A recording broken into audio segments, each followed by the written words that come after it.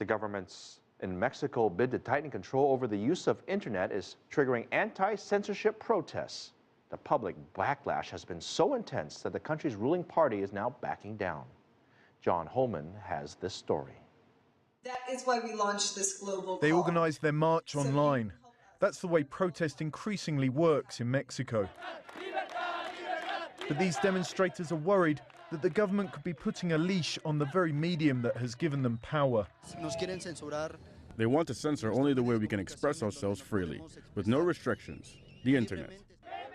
The government has proposed blocking internet and phone signal during public events, including protests, at its discretion, as well as putting Mexican authorities in charge of which online content is legal here. They say the measures are necessary for national security. They make up just a couple of paragraphs within a wide-ranging telecommunication reform, but they've sparked a storm of protest from Mexico's increasing online population. They're mostly young, they're mostly middle to upper class, and they belong to the sector of Mexicans that have access to the internet. That's about 30% of the population. But it's still turned into possibly the most important tool in free expression in this country. Internet-based protests and videos in the last couple of years have been particularly aimed at the resurgent and now once again ruling Pre-Party. In its first term in power, which lasted almost 70 years, it heavily restricted freedom of expression. Pre-Senator Itzel Rios denies that the party's return means censorship will increase.